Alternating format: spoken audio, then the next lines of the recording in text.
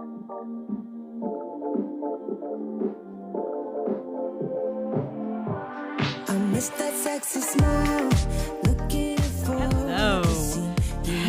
to all of the handsome men and all the beautiful women out there. That was very abrupt. The music was there and then it was gone. Very abrupt. We got to keep you awake. That's how we do it. Welcome, everyone. I am so happy to have you here. Great topics today. Open marriages gone bad. Oof. This story, holy cannoli, is all I'm going to say. This story is too much. Tyler's like, did you just say holy cannoli? Why, yes. Yes, I did. All right. Making men wait for sex. Ooh, Just Pearly had an interesting clip on that. I want to dig into some of that. Should men prioritize pleasing their women sexually? There were a few clips from Fresh and Fit that blew up on that. One in particular where Myron and Sneeko disagree. You knew I was there for that. I had my popcorn, extra butter, waiting for that one. I'm going to tell you who I agree with and why. Sex as duty, like an obligation. The wording of that. Is it a good idea? Is it a bad idea? Oh, we've got some, I'm a 10. Are they a 10? We're going to find out. You be the judge. You're going to weigh in on the chat. I want to know what you think. Do women really want a male provider? Oh, let's listen to them in their own words. And I'm going to tell you if I believe what they're saying. And finally, this is the best. This is the icing on the cake. Women openly saying that they are in the business of manipulating male emotions proudly. So let's hear what they have to say about it. I'm also going to tell you, I tease this a little bit on my social, what women lie about most frequently. It's a big lie. It's a big fat lie you need to know about, guys and women in the chat, by the way. You need to tell me if I'm doing justice to this one. I'm not going to tell you what the lie is because, I got to keep you to the end of the show. Got to dangle that. You know how I do. All right, we'll get to it. Don't you worry. I'm going to start with this Business Insider article / Dear Abby column that I come across. That's crazy. Okay. I'm going to read it to you. Tyler has it as well. This is the title. My wife and I have an open marriage, but one of her partners just moved into our house without my permission. How do I tell her this is not okay? Right off the bat, I'm like, where have all the cowboys gone? I have to say that again. Why do you need to ask as a grown man how to speak to your wife about the fact that one of her lovers moved into the house and that not being a good thing? Why do you need my advice about it? That's problem number one. You should not need my advice about this, but the fact that you do, we're going to help you out. Doll. All right, let's read it. For love and money. I am the primary breadwinner, and my wife and I have an open marriage. So now, just hold up, and I'm going to do this throughout. He's the primary breadwinner on top of it all and doesn't know what to say to his wife. Okay. I agreed to this reluctantly. That's the first problem. And at first it was fine. We established boundaries, and we both started playing the field. Right then and there, people, he agreed to it reluctantly. What does that tell you? He doesn't want to do it. She wanted this thing to be an open marriage. He wasn't there. He got shoved into it. That's a problem. All right, I'm going to hold my commentary till the end, or I'll drive you crazy. Then she started getting serious with one particular woman. Ooh, spicy. This violated our rules. But we had a long talk about it, and I agreed to it. Again, where have all the cowboys gone? Soon this woman began coming around a lot, and then a few weeks ago she came over again, except this time she stayed. The female lover has moved into the house. Okay. She's been here ever since, eating our food, using our utilities, watching our streaming channels, and contributing nothing. No money being forked over. I resent the financial aspect of this, but honestly, most of my resentment is due to her presence in my life, period. How do I talk to my wife about this? I agreed to everything up to this point because I love her and I don't want to lose her, but I can't afford to financially support another grown adult. Sincerely, bad at boundaries. Honey, you're so bad at boundaries that you need a different nickname. Bad at boundaries isn't going to cut it for me. Doormat, something else needs to be stamped on your forehead, and it's not going to be pretty, and I'm going to be blunt about it. Okay, first of all, the fact that this guy is the primary breadwinner of the house, and he still hasn't told his wife's lover to move out of the house, given that she's not contributing anything. I mean, does this not blow your mind right off the bat? This is men in 2022.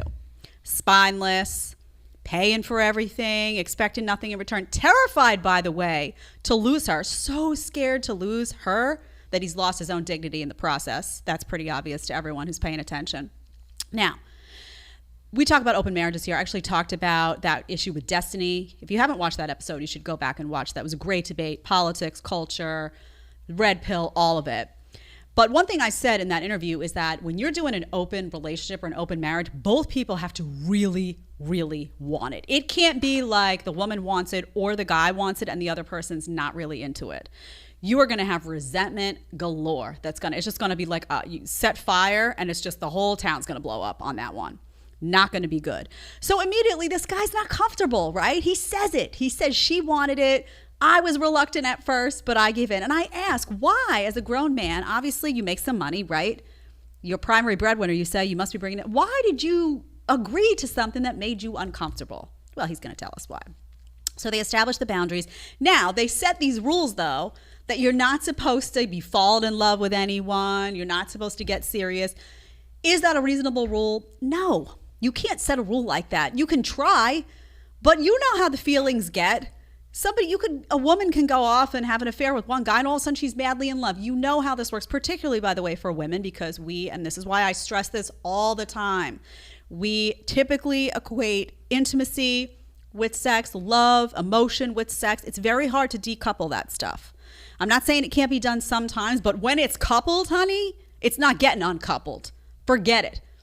So there she goes and let's be honest, she went and fell in love with some chick. She did. You don't invite another woman into the house like this. Come on. Let's be reasonable. So it violated the rules. Now, the guy still doesn't do anything, though. You understand he gets into this reluctantly. He doesn't want to be there. She violates the terms of the agreement. He still doesn't speak. So now it's on you, guy, whoever you are, bad at boundaries. And then some, honey.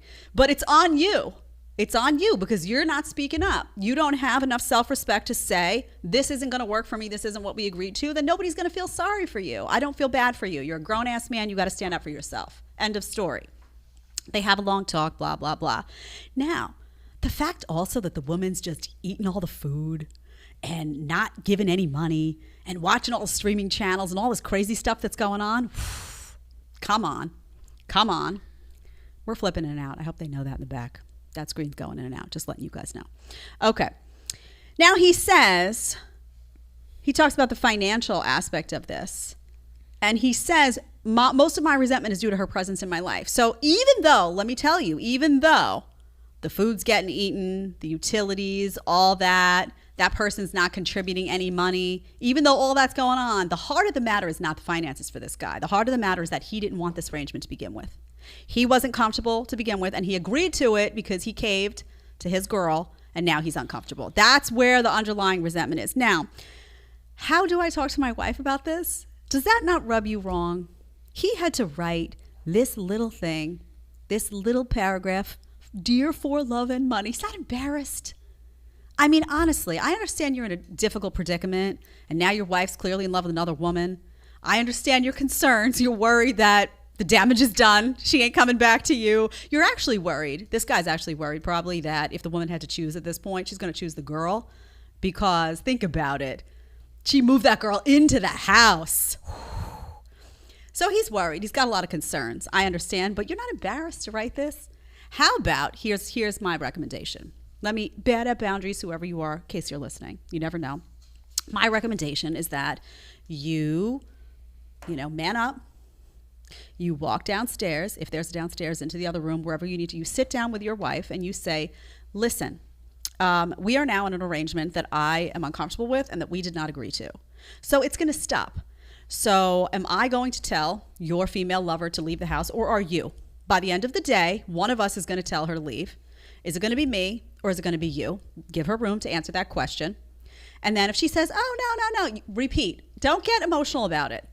Honestly, I know it's hard. Don't get emotional. You say, I'm going to repeat myself, and I'm only going to say it one more time because I have things to do today.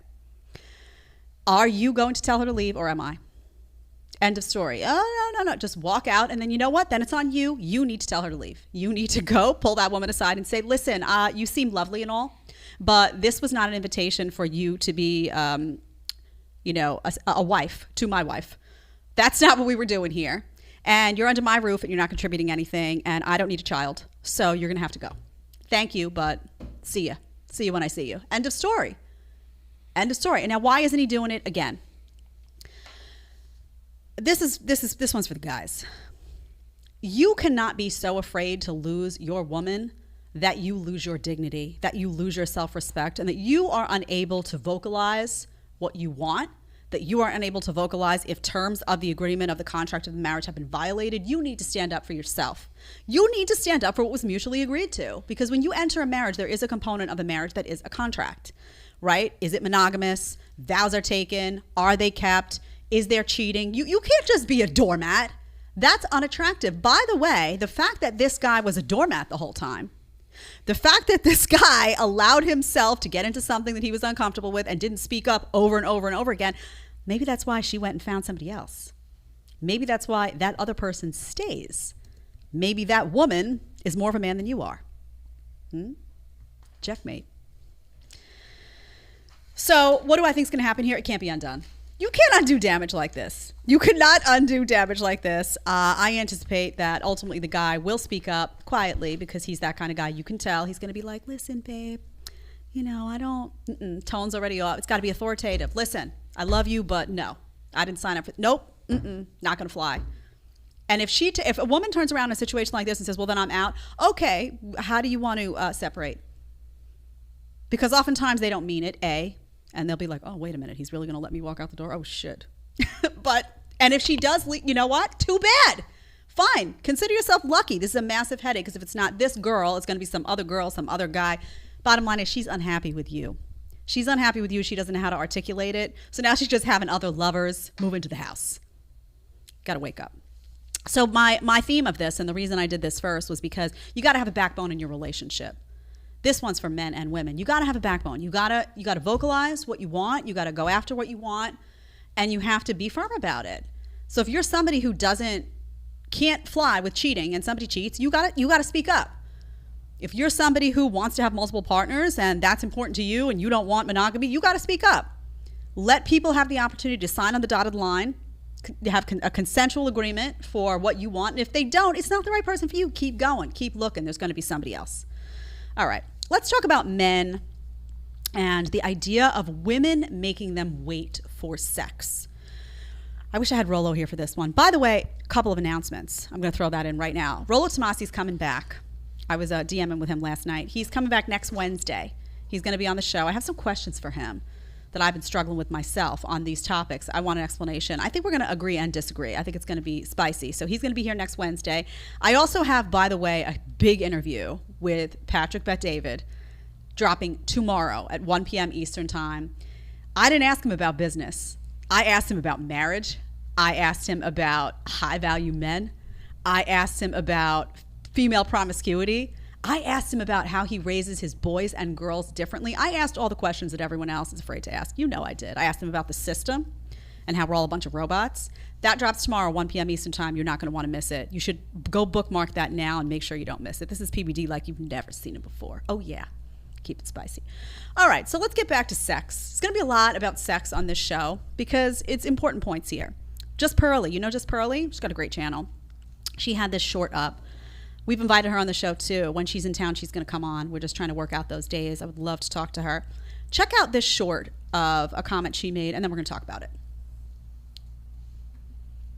This to you, like, from the guy's point of view, like most girls, from the guy's point of view, it's like most girls, there's someone you've let sleep with you quickly at some point in your life. But what about the guys that be sleeping with these women quickly? Okay. Let's. That's not the point. That's not the point. At some point, let's wait. Okay, you gotta wait. At some point in your life, most girls have let someone sleep with them quickly. So from the guy's point of view, if you're making him wait a long time, you're just not that guy. Okay, I like her energy. I like her. I do. I watch the way she does her show. I feel like she's just keeping it real. I like people who keep it real. So let's keep it real with her. 2 comments on this. Number 1, there are women, by the way, who do this, what she's saying. There are women that will make the good guy wait. They'll make him wait and wait and wait. In the meantime, they're in and out of bed hopping with all these bad boys in the interim. And they justify it by saying, oh, well, but I really care about this one. So I don't want him to think that I'm slutty, A, and I don't want him to get the wrong idea. I want him to treat me well, so I'm going to hold out. In the meantime, then, let me ask you, honey, why do you got to sleep with all these other guys? Is it not good enough for you to feel this situation out and let it, no, you got to, you got to have that sexual gratification like this with all these other guys in the interim? That's nasty. That's nasty. That's also not a good message, because if that guy, that good guy, that's holding out and all this stuff, and you're making him wait, finds out that you're sleeping with a bunch of bad boys in the interim, he's out. He's done with you.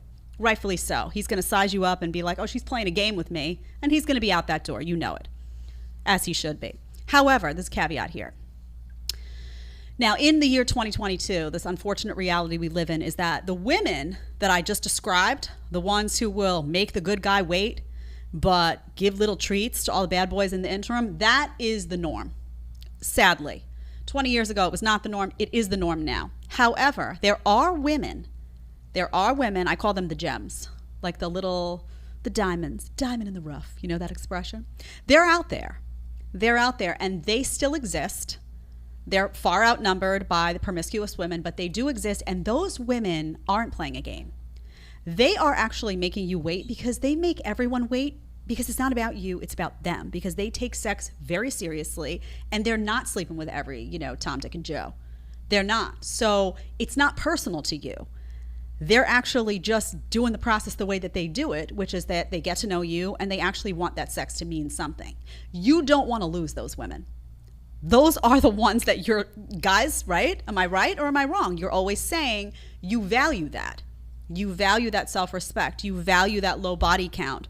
You value that woman who's not going to just put it out for everyone. Okay, if you value that, then you have to realize that those women aren't going to be quick to sleep with you either.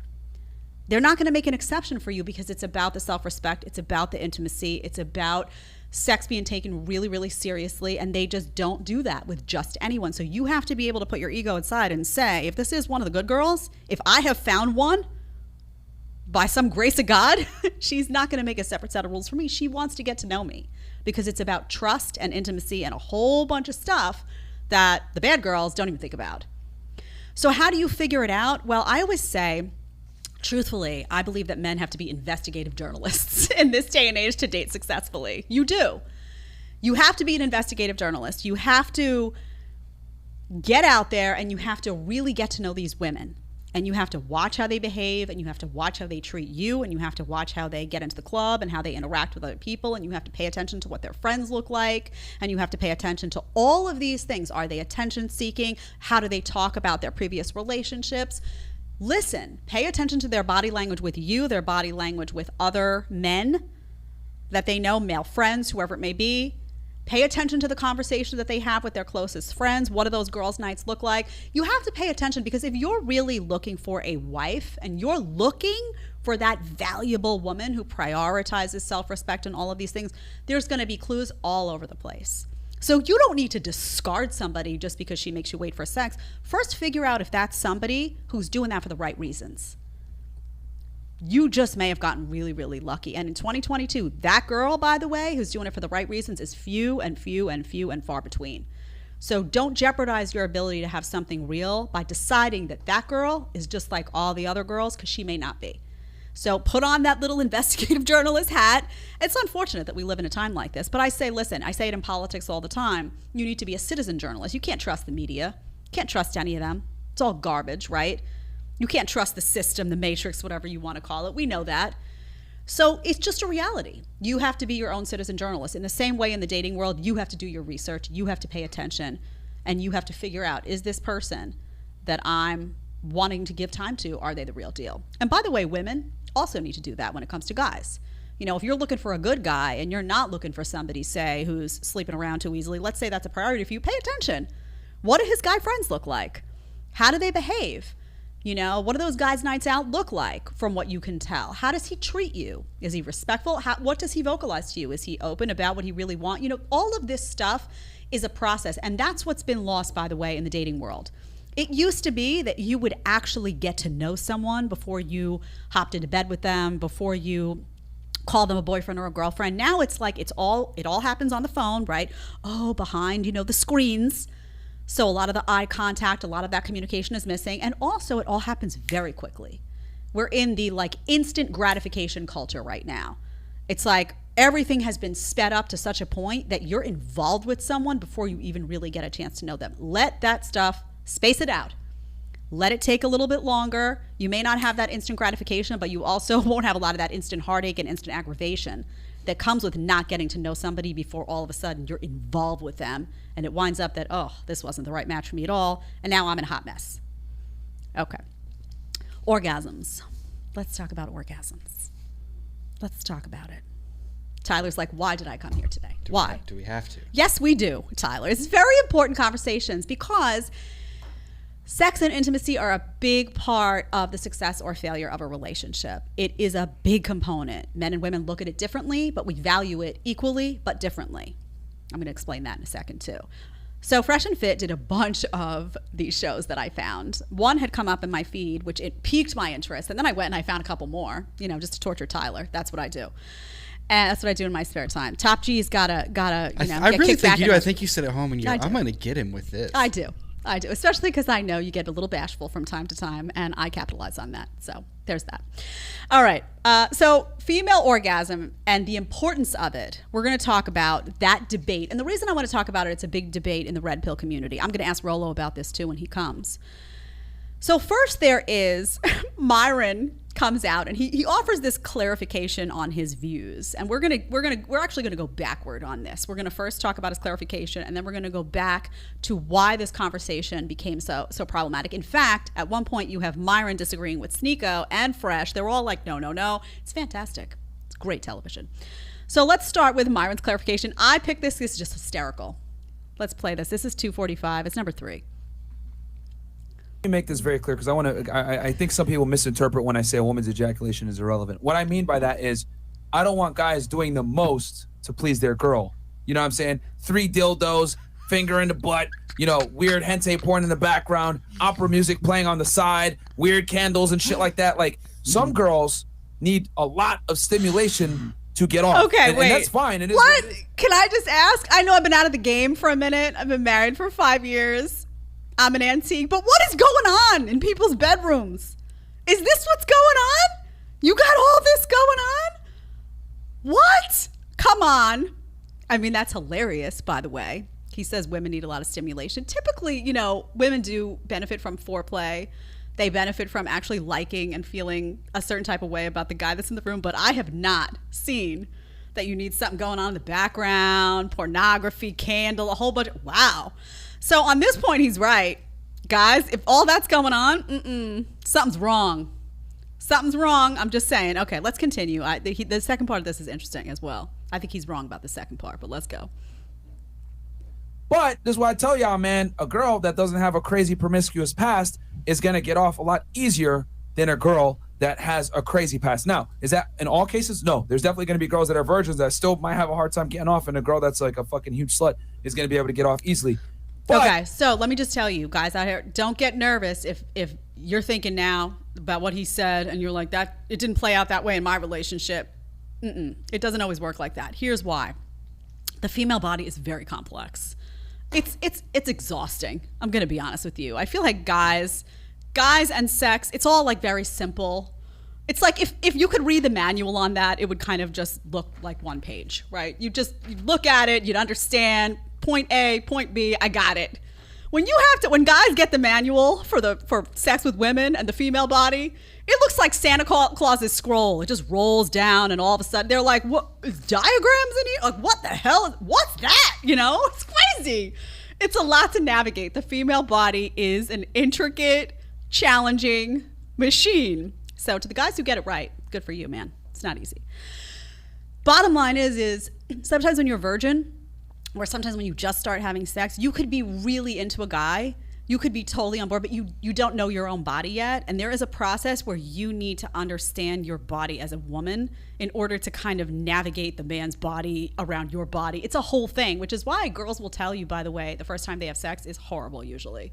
It's terribly unpleasant. Sometimes it hurts. It's not good. Even if, you want to be there. I'm not talking about anything aggressive or anything like, I'm talking about you want to be there, but your body just needs a lot of adjustment. So it's not always going to be that, you're with someone who's been with less guys and their pleasure is easier, to make happen. It's just not how it works. It depends. Now, could it be said? I think he's thinking like a guy in this way a little bit though, because I think he's thinking like if a guy watches a lot of pornography and all that, sometimes they get things like erectile dysfunction. It becomes harder for them. It doesn't quite correlate that way to women. I'd love to ask him about this. If I ever get Myron on the show, not an easy job, I'll just say that. But if I ever do, I want to ask him about this. We're going to dig into that some more. But don't assume that, if you've got someone who's only been with a few guys and you're like a guy, you're like, oh my God, am I doing something wrong? Not necessarily. Some of it is just a process. Like I said, the manual is just, it's something. It's something. That's all I'm going to say. Okay. And Tyler, by the way, let me know if there's super chats. Oh, okay. Super chats, you're going to get mentioned. So where are you? You need to be there. Hi. Tyler's going to read them. He's here, Top G. And also hit that subscribe button. I think sometimes people forget. I know I do when I'm watching videos. I need that reminder. I need that, hit the subscribe, hit the like button, get it in there, because that tells me when I go look back at this episode that you all like the content. If I don't see that, I'm like, oh, maybe they want to hear me talk about Joe Biden's speech. No one wants that to happen. So to prevent the bad from coming, hit the like button. Just saying. Okay, now we're going to talk about female orgasm and whether it's important. Should men prioritize that? This is where the debate comes in. 2 segments on this. We're going to start with number 4, Fresh and Fit. Let's play that one, and then we're going to get to Sneeko, who's hilarious. No. Yeah. You know what I'm saying? That's what I'm saying. Good sex is not enough to women, man. Women aren't physical. Men will tolerate a lot of bullshit to get sex. Women aren't necessarily going to tolerate bullshit to get good sex from a guy. Maybe to a degree, but it's never going to compensate to the same level that it would for a man. So why are you going to do all this extra shit when it's not really, like I said, you're stepping over dollars to pick up quarters. Focus on the most important thing. Being an attractive mate is what I say. My thing with the orgasm is she got to be ready to nut by the time she pull up. Exactly, yeah. You know what I'm saying? She got to be ready to nut. Just the thought of you. I got some women who tell me, they watch me on YouTube and they masturbate to me on my YouTube video. Pause this 1 sec. I want to get to I think you're in the wrong part. Are you in, I want to go to 11752. Do you see that? Is that where you are? That's where I was. Really? I must have the time code wrong. Okay, there's a point here. Look at me. Blaming Tyler when it's actually my fault. There's a point in here, we can get it in the Sneeko thing, it's kind of repetitive, but there's a point in here where Myron says it's extra credit, essentially is what he says. He says that a woman's orgasm, if you can get a woman to have an orgasm, that's extra credit, because what really matters is your financial stability, your ability to pay the bills, whatnot. And it a little bit ensues back and forth, which we'll get to in the Sneeko segment. But let me just say that. Let me address that for a point. And really, that's the only point that we needed to hear is extra credit. It's not extra credit, okay? It's very, very valuable to women to get to that point of satisfaction with a man. Very, very valuable. And the reason is that if a woman is able to achieve an orgasm with a guy, I will tell you straight up, it's much more bonding experience. It's much more connected. You talk about those soul ties and all that stuff that happens and everyone's like, oh, that's fantasy. Not so much. It does happen a lot, and it happens when that bond is formed. Also, truthfully, if a woman has a hard time getting to that point with a guy, it will be a problem. Ultimately, she will prioritize that in some way. Remember, guys and girls look at sex differently. We both really care about sex, but the women really care about the intimacy component of it. The intimacy. And what is really more intimate than anything is being able to achieve that maximum point of pleasure while your man is achieving that maximum point of pleasure. So it is very important. And guys should care about that, right? And by the way, they do care about it. We're going to get to the Sneeko segment because I had the wrong time code on the other one. So let's do the Sneeko segment. Let's go to 2140. That was my bad, Tyler. I understand, but yeah, but in terms of but sex isn't a man's duty. That's a woman's duty. What? Yeah. What? Yes. But y'all, okay, well, not. Well, okay, yeah. let's be honest. Okay, answer this question. What's the main reason men deal with women? To have sex. Fantastic. What's the main reason that women deal with men? To get money. Okay, security, right? So well, money. I mean, you could say money, but it's a little bit deeper than that. It's security, long-term security. Because if you just get money, that's great to a point. But at some point, you want a boyfriend, you want a title, you want a relationship, a family. You giving that face now because you're still young, but as you get older, trust me, you're gonna start to value security. But that's fine. Money is a component of that. The point I'm trying to make is that a man's primary agency is his success. A woman's primary agency is sex. So my thing is, it's not a man's duty to give you sex. It's your duty to give him sex. Okay. I actually, I disagree, bro. I disagree. Well, hold on. Both sides. Oh, yeah. Hold on. I'm not saying. Listen, guys. I'm not saying that you shouldn't give her sex. I'm saying that it's not your primary responsibility, like it's hers. Think about it. You're dealing with her primarily for her beauty and sexuality. She's dealing with you primarily for what you provide, and then sex could be a component for that. But sex isn't as high on the totem pole for women when they deal with men as it is for us. That's all I'm saying. Like, we bring different things and we prioritize different things. You prioritize sex at the top of your thing. Girls don't look at a guy and be like, I mean, unless you're very, very attractive, but for the most part, they look at what you provide outside of sex because they can get laid anywhere. Thanks. If you don't please her and make her come, bro, she could probably go somewhere else. She's gonna cheat. Somewhere else. I get what you're saying, because from a logical standpoint, that's what they really think about. But per se, like actual feelings, if you don't make her bust, if you can't make her come, it's like, bro. Like, yeah, but my point is that it's not your predominant duty. That's her predominant duty of sex. Yours is to provide other things. It's still a duty, though. It's a duty, but it's not the predominant one. Okay. Yeah, that's what I'm saying. Like, that's so here's the problem with this conversation, and this is probably a clash that I would have with Myron sometimes, which is that with respect, he is a very analytical guy, which I admire, frankly. He's very logical, he's very analytical, which I think in many areas of life is probably extraordinarily helpful. Probably why his business is booming and he's been so successful. The challenge with relationships sometimes, I find, is that if you don't take that analytical mind back just a tiny bit and see what the impact of some of the feelings on these things and what actually happens, I think you miss a point. For example, if you make a conversation about sex and orgasm about duty, exclusively about duty, you're going to miss a lot. Because even though a marriage is a contract, even though a relationship is a contract, there's a lot more to it than that. So if a woman, for example, begins to see sex as a duty, if she begins to think that you see her having sex with you as a duty, her whole machine is off, right?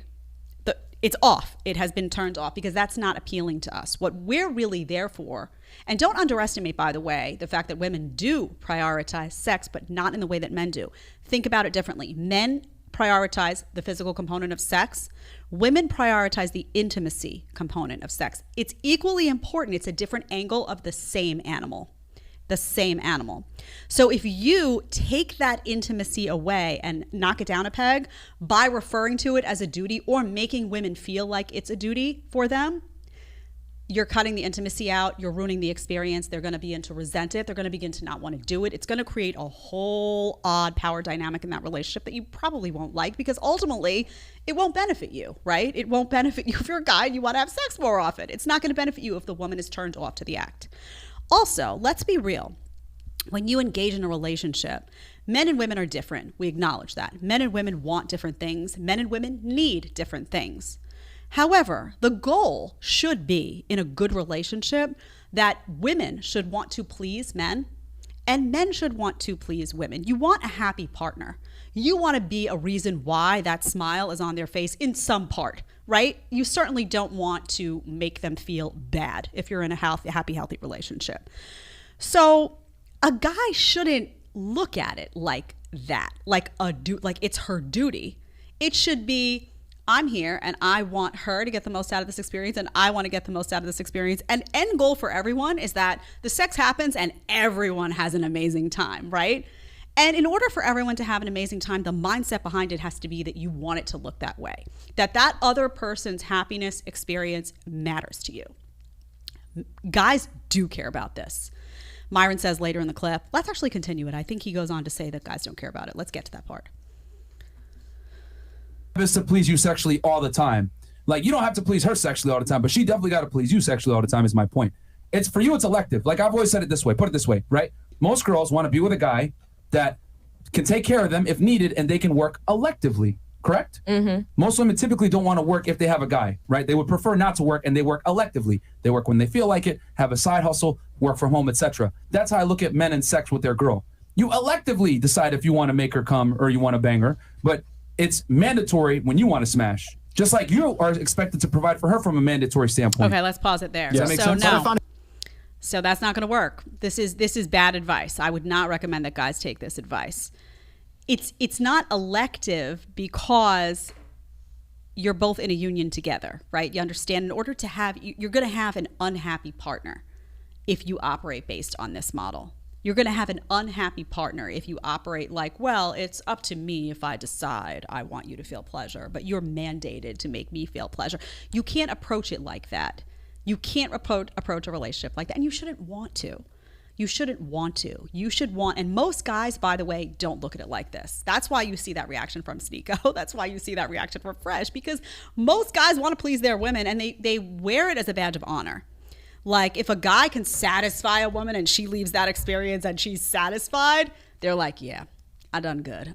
Because it's rewarding. If you care about that person, it's a rewarding thing, in the same way that if a woman goes into a situation sexually and that guy leaves and he's had an amazing experience, you're like, yeah, you feel good, because you feel good about yourself. It's very self-empowering. You're like, yeah, I'm good. I got a handle on this. You feel sexy.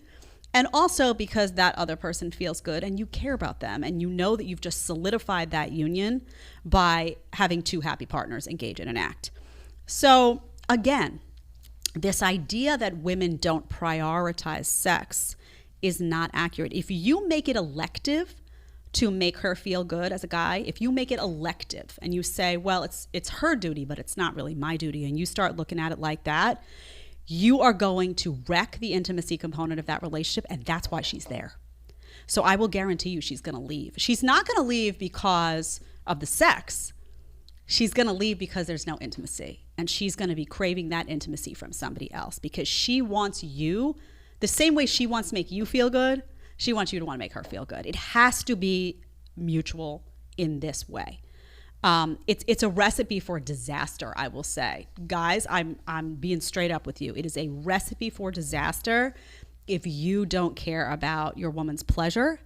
If that's not something that occurs to you, if you dismiss it, it's going to be a recipe for disaster. She is going to crave that intimacy from someone, and if she can't get it from you, she's going to get it from somebody else. And she's not going to like that attitude of like, well, it's not my job.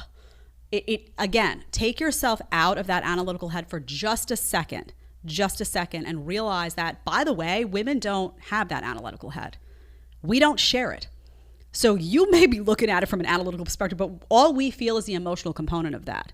And the emotional component of that is rejection, we're less important, our happiness doesn't matter, why don't you care? All of those emotions stirring up, by the way, are going to make us shut down. I did this on purpose, by the way. Shut down, the body shuts down, sex isn't happening, or it's not good, or she's disconnected, or she's sad. I'm telling you, you're asking for a monsoon of a problem if you go this route. And by the way, also, I would say, I think that when Myron talks about how physicality of women is what really draws a guy in, attractiveness, sexuality, I think that's all true. However, if he takes that one step further and gets past the initial stages of a relationship, there are other things that are going to become really valuable about that woman too. For example, does she seem like someone who would be a good mom? Does she seem like someone that you would want to have children with? Does she seem like someone who's nurturing? Does she seem like someone who would take pride in the home and have a beautiful home that you would come home to every day? Does she seem like someone who's loyal and faithful? All of those things are going to also be valuable to that guy in that woman. And you know what you're going to want to do to get a woman like that, to hold a woman like that? You're going to want to make sure they know that they're important to you. And part of that importance is intimacy and letting them know that their happiness and their pleasure matters. So I'm just being straight. That's why you have that pushback from Sneeko and whatnot, because I guarantee you those guys, one, feel good about a woman who leaves the bedroom and had a good experience with them. And also they know that if a girl... Let me tell you something. I can't tell you how many girlfriends I've had have gone and had a sexual experience with a guy, and it's terrible, and they get nothing out of it, and they're like, why did I do that? That was a waste of my time. That was horrible. They feel bad. There's no connection. It doesn't go well. It really doesn't go well at any stage of the game. And the argument he makes in the prior clip, actually, which I'm kind of mad that I have the wrong time code about, is that because... if a guy is financially stable, he says, if a guy is financially, taking care of the home and doing, like, not taking care of the home. When I say that, I mean, like, you bought the home, you're the guy who's paying for everything, all of that stuff, that the other stuff doesn't matter to the girl as much. And I will tell you, it doesn't work like that. It does not work like that. A woman who feels that you are looking at her sexual pleasure as unimportant, all the money in the world's not going to make up for that. It's not. She may stay for a time.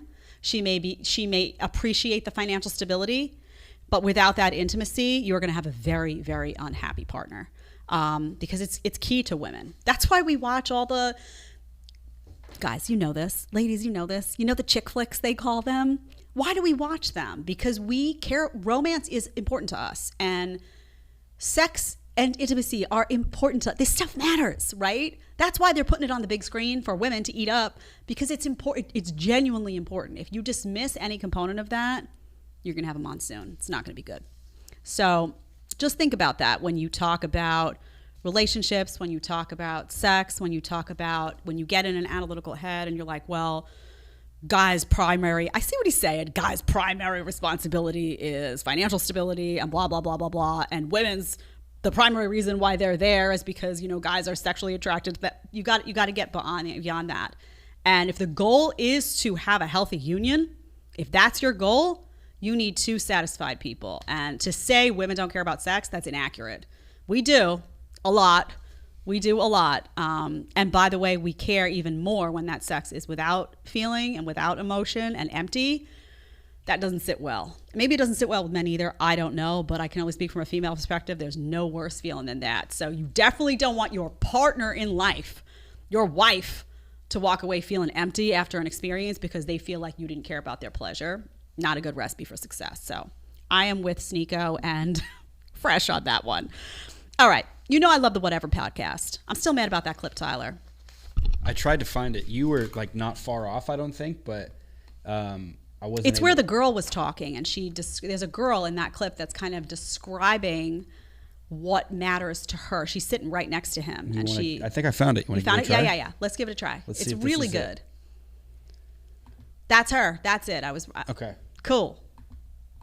So when I understand your part, like, okay, let's have quickies. These quickies are for me, the man, right? But if you really don't give a fuck about the woman's pleasure, right, there's going to be a sexual I'm saying disconnect. It's extra credit. It is extra credit, but it's still very important in a relationship. I know shit. I tell my man, like, if after a couple of times, you can still I get got blue A. balls, bro. Like, when's my I'm trying to make is you can still this get is important to me too. What I'm saying is that you could still score 100. The making her orgasm gets you a 105. It's still A+ no matter what, but it's irrelevant is what I'm trying to say. Well, if you really like the girl and you care about the length of the relationship, I feel like having her orgasm as well not only is pleasing for the average man, because you're unique, you don't care about that stuff, but a lot of guys don't care about it. They just I'm just voicing their opinion. Okay. I care. So, yes. Wait, what's it? How do you feel about this? Do you enjoy making a woman bust or not? You don't give a shit? She got to come before I do. Okay, let's stop it there. So the guys aren't agreeing with him because he's off on this one. He's, by the way, free to have his own opinion on this, and maybe it's not important to him. Maybe in his experience, this is accurate. I don't know. But I will tell you straight up that the ability to make a woman orgasm, it's not extra credit. It's not like he's saying you got 100 on the test and now you're going to get a 105. You don't make a woman orgasm, you're knocked down. You're in the C range. You are in the C range. So you gotta care about it. You gotta care about it. Okay. Now it's more important. Does that mean that every single time you have sex, sometimes it's hard for women, right? To get to that point. It's a little more complicated. I told you about the anatomy. Does that mean you have to do it every single time? No, that does not mean you have to do it every single time. The screen was flicking out again. I'm just letting you guys know. Does not mean you have to do it every single time, but it does mean that you have to care about it. You have to care about it, and all the money in the world is not going to make up for that. All the money in the world is not going to, I'm telling you straight up. I'm trying to be honest with you, trying to save the guys. But that's an important clip, I think, an important exchange between a female and between Myron that reflects exactly what's going on. Okay, the Whatever podcast, we're going to switch to that. I know you guys love it. I know you guys know it. I love it. I'm all about this podcast. I love this dude. He just sits there. Sometimes he brings in another dude. Sometimes he brings in a third dude.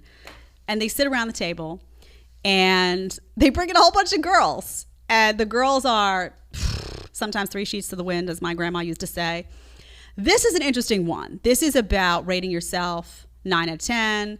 This is about older women potentially being unhappy and winding up alone in their 40s and what the women say about it. So let's start with again, everyone's a 10 mantra. And you know it. You know that you go around and you ask the women. He often asks the women how to rate themselves.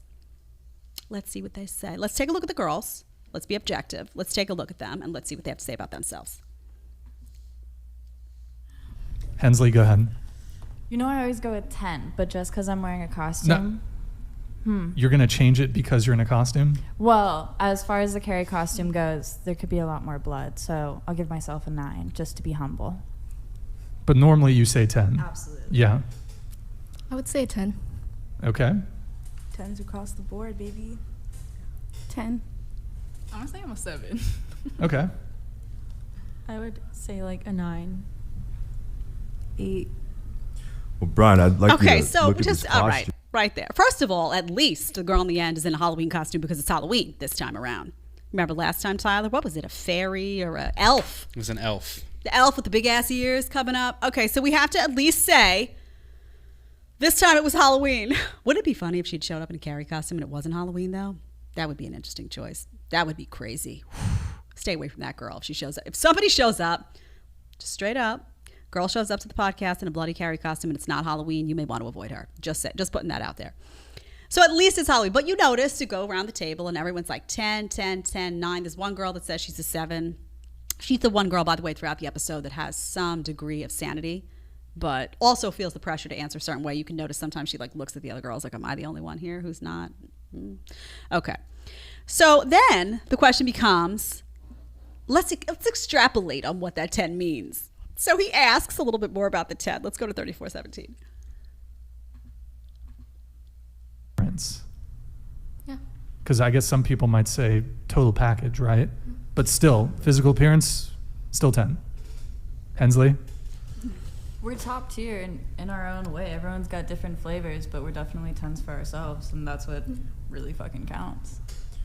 Don't you think it's a bit of hubris, though? Define it. Define hubris? Excessive pride? No. What about to other people though? Like taking away what you think about yourself, what about what other people think?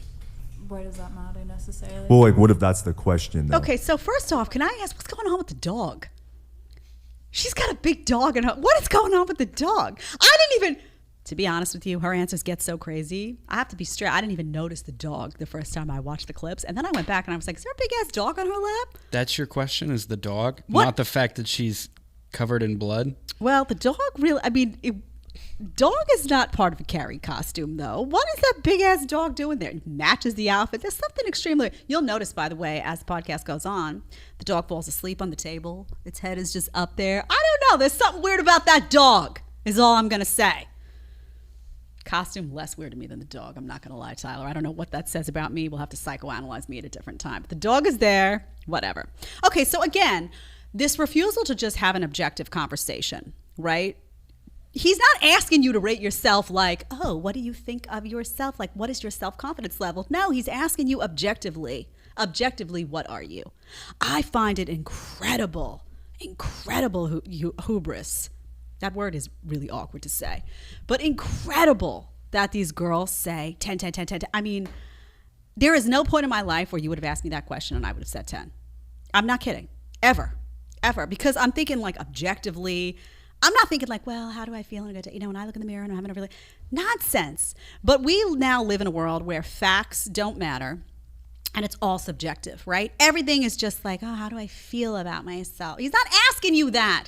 He's asking you if you're walking down the street, what do you think most people would define you as? But they're very uncomfortable with that part of the question, right? Because that would force these women to enter reality. They don't want to enter reality. They would rather live in a subjective utopia where everybody's a 10, yay. Everybody gets to go home and feel good about themselves. And the reason it's a problem, again, the reason this is a problem is that if you consider yourself a 10 and you're deluded about that, then you're only looking for the 10 guy, and that 10 guy is not looking at you because you're not actually a 10. So it leads to you feeling unhappy, dissatisfied, when all this conversation is really about is getting people to be realistic and say, if you're more of a 6 and you can objectively see that, then you'll be more inclined to give that 6 a chance and have more of an opportunity to be happy because there's more of a selection for you. It's not meant to demean anyone. It's just, it really isn't. I know it's like, oh, well, everyone should be a 10. So now you're hurting somebody's feelings, but everyone isn't a 10, right? In the same way that everyone doesn't make $500,000 a year, and everyone doesn't have a graduate degree, and everyone's different. Everyone's different. So you have to know your limitations in different capacities. And we're talking about strictly physical appearance. Not everybody's a 10. Not everybody's a 10. Most people are not a 10. And he repeatedly will bring up to these women, by the way, okay, so if you're a 10, who is your male equivalent? Is it Brad Pitt? And they get all like, oh. Because now they start to realize, what am I going to say? Brad Pitt, he's better looking than I am. What's the safe answer here? Because they're deluded. They know it. They know they're not a 10 oftentimes, but they're saying it because they think they're supposed to say it because the feminists told them that if you believe you're a 10, you project you're a 10, and then you really are a 10. And then when they go trying to get that 10 guy and that 10 guy doesn't want them, they feel bad. Wouldn't it be better to just have an honest self-assessment and just be like, you know what, maybe I'm a 6 or a 7 or an 8 or whatever you are. And then those you're more likely to attract and accept attraction and accept, compliments and whatnot from that person who's more in your range. Do you see where I'm going with this? Why do we all got to be so blind to reality? God, people need backbones. Who cares if not everybody's a 10? By the way, we're only talking about physical. So maybe you're not a 10 physically, but you're, an incredible cook and there's other attributes. But can't we just be realistic about physical appearance? Why is everybody got to have, oh, I'm sad. I want to be... Come on now. God, there's no adults. All right. By the way, in the chat, do they look like 10s? I'm curious. I think you should weigh in the chat. Yeah, no, they're definitely not saying 10s. They're saying the only person that's a 10 is a supermodel at her peak.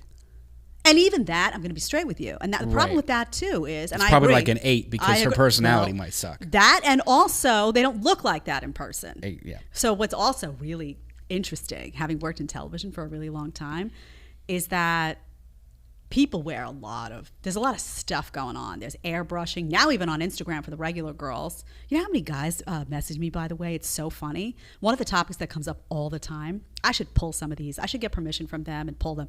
They'll be like, I went on a date with this Instagram girl, and they'll show me a picture of what her Instagram looks like, and then they'll show me a picture of them on the date, and I'm like, oh no, what is going on there? That is deceit. That is deception. You're trying to pretend that you're a 10 on the Instagram, and then he shows up and he walks in and he sees a 6. That's not fair. That's not right. Don't play that game.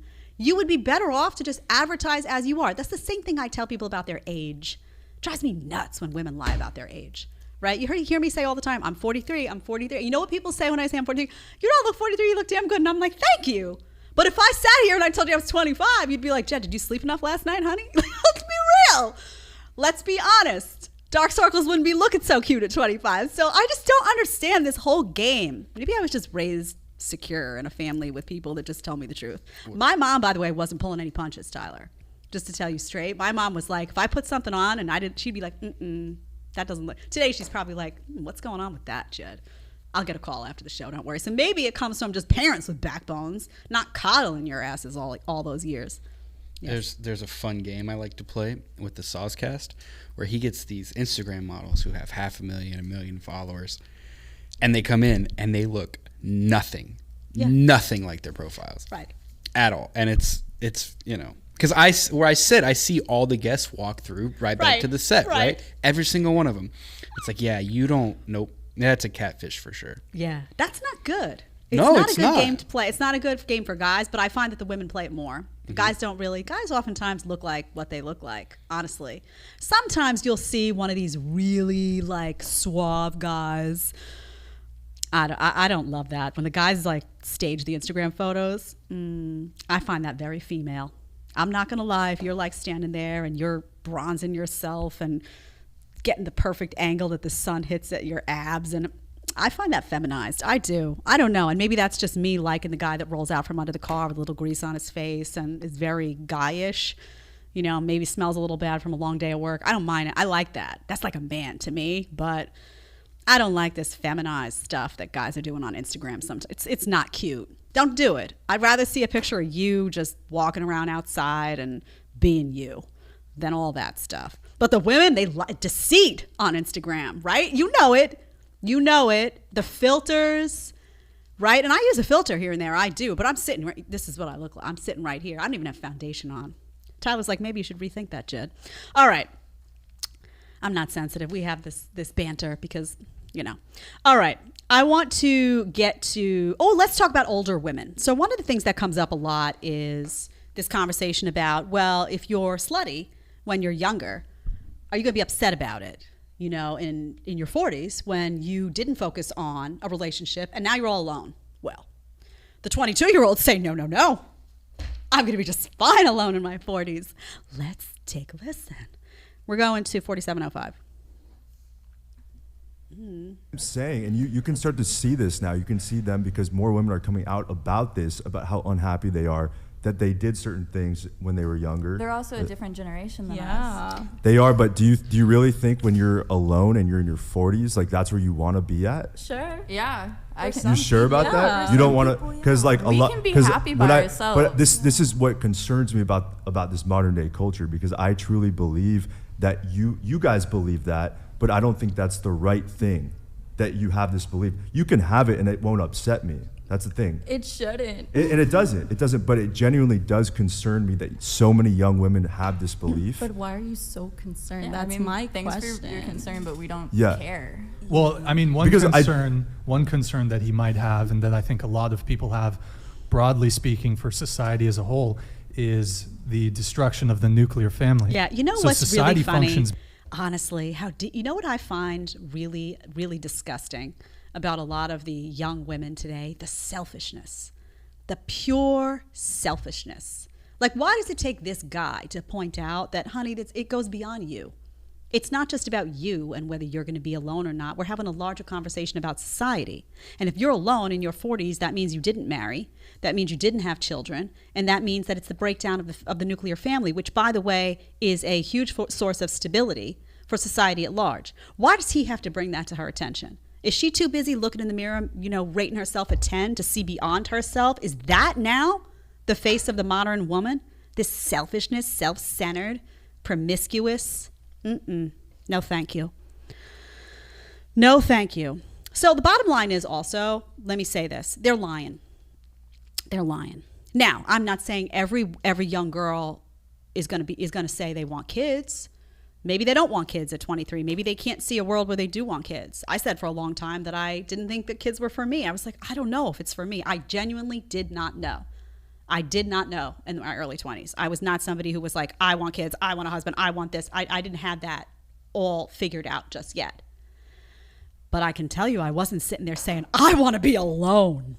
I'm going to wear that like a badge of honor. No, that's ridiculous. Even if you say, I don't know if I want kids, I don't, you know that you don't want to be alone. You know that's not the desired end goal. If you wind up alone, if you try to date and you try to get out there and, it doesn't happen for you, that can be an unfortunate circumstance. And then there you are in your 40s and you're like, wow, this is a lot harder than it would have been in my 20s to find a partner. That's reality, especially as a female, because you're dealing with a male population that will likely, in many cases, want kids, and you're less fertile. And these are just realities, right? These are just realities. Not saying everyone's less fertile, but if you have to be able to speak in generalities to an extent, and that is the generality. So they're lying. They are lying to you. They're lying. They're lying. They're not going to be happy in their 40s if they're alone. And they know that. They know that's not the desired end goal, but they need to say that because modern feminism told them that women don't need a man. And if you wind up alone as an empowered, successful woman in your 40s, you're going to be happy. More power to you. Go team. Go girl. What is that? You go girl. You go girl. Meantime, that you go girl sitting eating a pint of ice cream at night, crying her eyes out. Come on. Okay, so they're lying. That's lie number one. We didn't even get to the really big lie yet. You guys waiting to see what women lie about the most? Raise your hand. I can see you. Maybe this is the metaverse and I really can see you. Ha ha. Oh, Tyler's like, don't get freaky, Jed. All right. Now we're going to get to the part where they lie about the most. This is the last segment, this whatever segment we have. So this is what they lie about the most. You ready? You've been waiting? Okay. 4903. I'm going to let this play to 50. Here comes the lie. The big lie. Spend their 20s partying and hooking up with Chad. As they and should. And then at 30, they get a nice provider guy, but he doesn't excite them. You and providers? We don't want you to provide. That's the problem though, because what we're here to do is provide. Like we as a man, poor guy. we want to. It's not being a poor guy. It's about Who placed this burden on you though? Men. It's not a like burden. This it's mentality that you have. This to isn't a burden. provide. This is who we are. This is what we feel. Many of us feel that we're here to do. If you didn't bring that provider mentality to the table and worked on your feelings, worked on your mentality, worked on your actions, trust me, women would not be bringing up divorce just because you're a provider. You're not going to respect a man. You're not going to respect a man that doesn't. I'm not going to respect you at all if you're talking You're not going to respect a man that you boss so around. this is a lie. This is the lie of the century.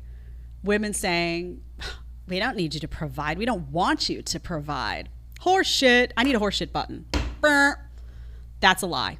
That is a lie. And you're gonna listen to her in her own words, by the way, tell you why it's a lie in a few minutes, because she's gonna talk about what happens on dates and who pays. You know, the empowered woman doesn't pay on the date. Why? In fact, she's never paid on the date, and that's just never come up because all of the people that she's gone on dates with, all the guys have just taken care of it. That's interesting. If you're such an empowered woman, why weren't you like, no, I must pay. I must provide. I must pay. That one's interesting. We're going to get to her. So the bottom line is women do like men who provide. We do like men who protect. By the way, that's another one that the modern feminists go after. Protect from what? There's nothing happening. There's only cities burning up around the country in crime. Protect from what? I'm sheltered and privileged. So there's that. So women do want a protector and they do want a provider. They absolutely do want a provider, which is why when you ask the vast majority of women, they will tell you that they want their guy to make 6 figures or more because they view that as that's a key to providing. That's a guarantee that he'll be able to pay the bills, that I'll be able to maintain a certain degree of my lifestyle, that I will have, to work as an option, but it won't be mandated and I won't have to do the grind as he will. These are things that women care about. Don't let anyone lie to you about that because those girls care about it too. This is the biggest deception ever. And what it does is when they say this, what happens oftentimes, and I will tell you this, there is a whole generation of young men right now that is listening to them. They're listening to them. And you know what happens on dates? Those guys go on the date and they say, oh, well, they don't want a provider. They don't want me to be a gentleman, so I'm not going to hold the door open because they think that means that I think they can't do it for themselves. So I'm just not going to be a gentleman. I'm not going to pull the chair out. I'm not going to pay. I'm not going to do that. They said they didn't want that. I'm not going to be a provider. We're going to split the bill. They follow what these modern feminists are saying. You know what those modern feminists do then? They call their girlfriends after those dates and they say, oh, this guy, nothing. He's not a gentleman. He didn't care about me at all. He didn't even pay the bill. Can you imagine? What a loser. So stop giving time to these women. B, stop listening to them. Now, what I would say is, you meet a girl like this, you let her split the bill. I'm not playing. I'm not up for like guys getting treated, abused, doormats, and then you still got to do right by. No, you meet a nice girl. You meet someone who appreciates that you do want to provide and you do want to protect. Then you treat her well. Then yes, you should pay that bill. That is your job. Your job is to provide and protect. You meet someone who's entitled and nasty. Oh, poor guys, she says. What an obnoxious response. You meet somebody like that? I'd have no problem letting her pay the bill. And don't ask her out again. Don't reward bad female behavior. You reward bad female behavior, they're going to do it more. They're going to do it over and over again to you, to your buddy, to whoever it is. You don't reward bad behavior. Women also, you don't reward bad male behavior. If you want it to stop, you just say, this isn't for me. Done. Okay. So that's the lie. Now I want to look at the first date. Let's do that one. Let's do 5312, and then I'm going to do one more at the end, which is a beaut. The last one, by the way, I saved the golden nugget for the end. I gotta keep you here. The last clip is the best one. I'm telling you straight up right now. But let's do 5312. Let's do the first date. Now he goes around. He asks everybody. This is another lie that's coming your way. Asks everybody, oh, who's going to pay on the date? Who do you want to pay? Let's see what they say. On an equal level, right? Mm-hmm. Okay, first date. Who should pay on the first date? Split it. Whoever wants to pay. Whoever cares? asks. Yeah. Whoever asks. Okay, so that's a good one too. Whoever asks. Whoever asks we'll go around the table really quick. Who should pay on the first date? Split it. I say whoever asks or split it. Depends on like the situation. I like to pay for myself, so split it. Okay. I think that the girl should at least offer if the guy asks, but probably split it if anything. You see, I've never gone on a date when that question is brought up. Oh. You've never gone on a date? Where that question has been brought up. Like, has the man always paid? Yeah. Okay. It's never been. Why didn't you offer, honey? You've never offered to pay on a date? It doesn't even get to that point. Like, by the time, you know, we're like clearing up, it's already been done. How many dates have you been on? Quite a few. And it's never occurred to you to offer to pay for the food you just ate? Because if you're gonna invite me on a date, I'm not gonna bring up, or should I pay? Like, no. This one's tough. I'm telling you straight up. This one is you can stop it. This one is tough. This one is really tough to swallow. I'm telling you straight up. But interestingly, she's the one who says, so the girl who says, I don't want a provider, somehow didn't find any time in all the dates she's been on, and she says there have been a lot, so I'm going to take her at her word. She didn't find the time to offer or to pay for any of them. So he just managed. I mean, I don't know about you, but when I go to a restaurant and I'm sitting, there's a process that happens. You ask for the bill, it takes a minute for the bill to come. The bill comes, then you have to leave your credit card, you give it to them, they go, they charge it. In all that time, she didn't have the opportunity, if she is so determined that she needs to be the provider for herself and that she doesn't want a provider, she didn't find the time to pay that bill? Ever? Well, that's fascinating. Isn't that just fascinating? By the way, that's all a lie around the table. When they say, oh, split it, who cares? Those women who are saying, split the bill, who cares? It's not important to me, whatever. Those girls will roast that guy who took the advice. They will roast them on the phone with their friends that night. They'll make fun of them. They'll be like, he doesn't care. They will not take him seriously. They will not be present with him again. They will cheat. They'll sleep around. They'll do whatever they got to do. And you know what who they'll actually wind up with? The guy who says, I pay the bill. Done. And the guy who also, by the way, puts some of that attitude in check.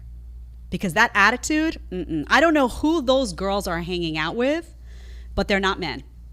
Because men would not hang out with women who talk like that, who talk like badly behaved 13-year-olds.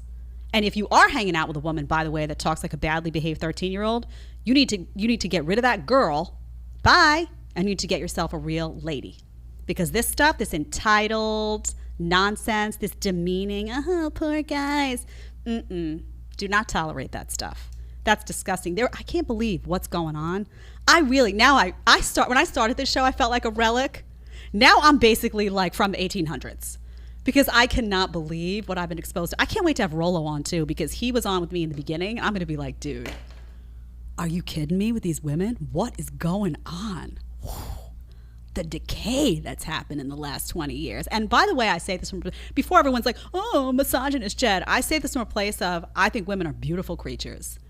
I think we are beautiful creatures. I think we have incredible gifts. I love my femininity.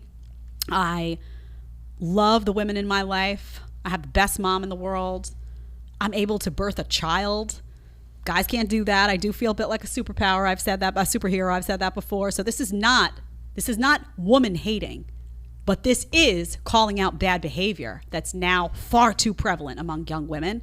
And I will continue to do that no matter what label you throw my way, because somebody has to wake these women up and tell them, you cannot behave like this. I don't care what the modern feminist playbook told you. This looks real bad for you and you're going to wind up alone. 1. And 2, I need to tell men, do not tolerate this, because the more you reward it, the more you're going to get of it. And that's why you're so unhappy. Final clip I want to do. There is one that's interesting. Actually, let's do it real quick, Tyler. 126.46. I have one comment on that, and then I got the coup de grace. Woohoo!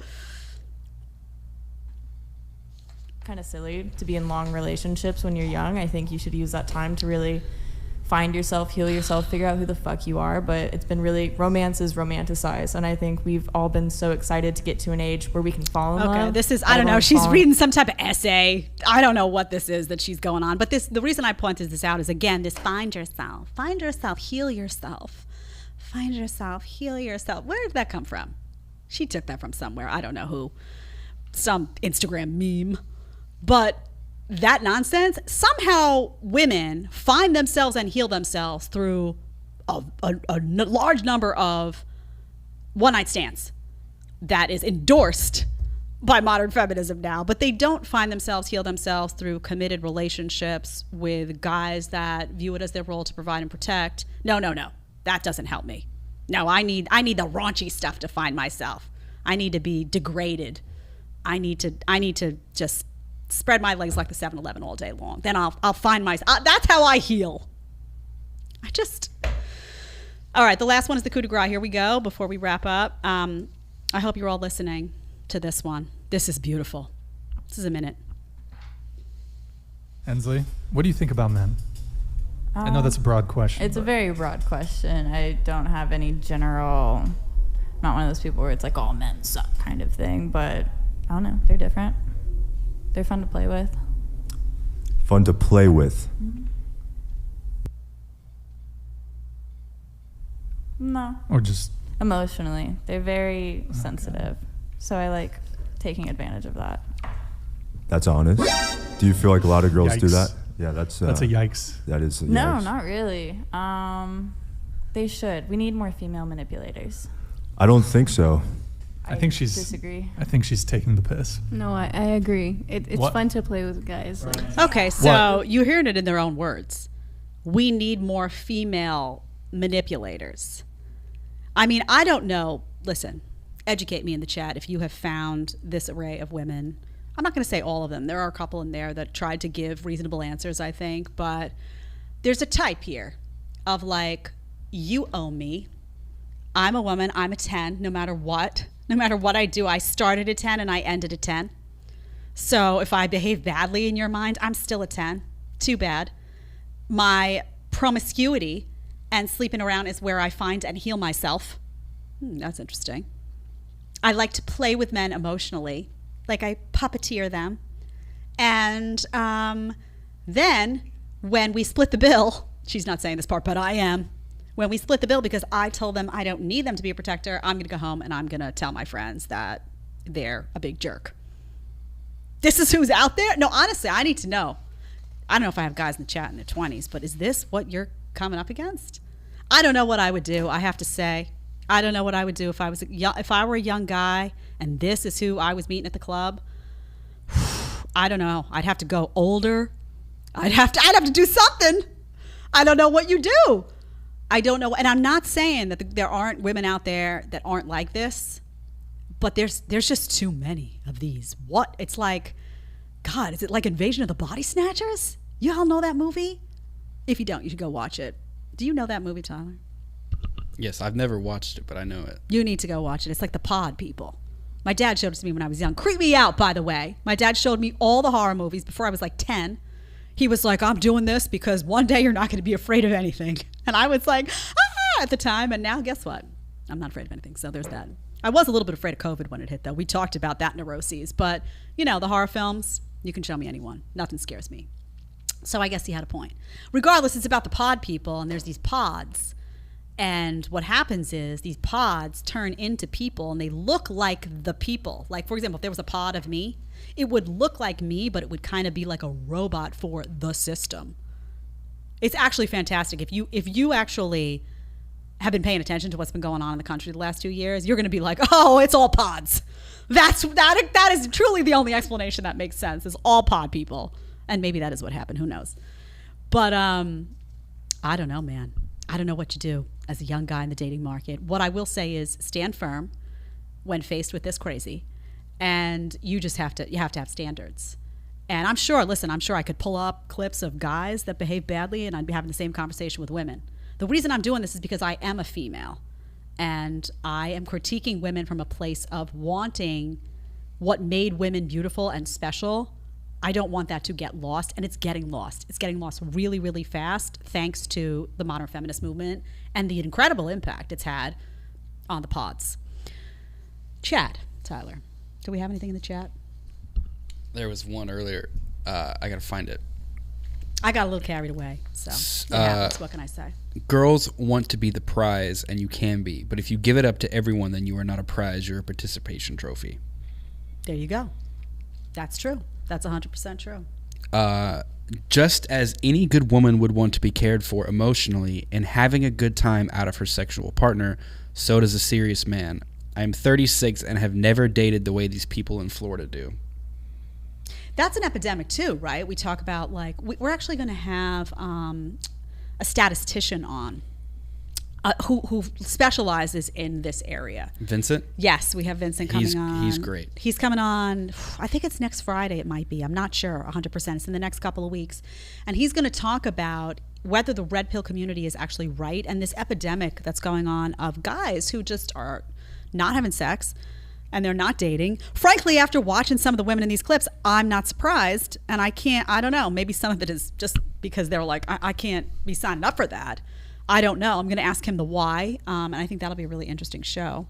Thank you for putting up with me today for my incorrect clip time that I gave Tyler. Also, we did have a little tech issue that I was trying to cover for. The screen was popping in and out, and it distracts me, and I lose my train of thought. So we're going to get that fixed so that I don't look crazy.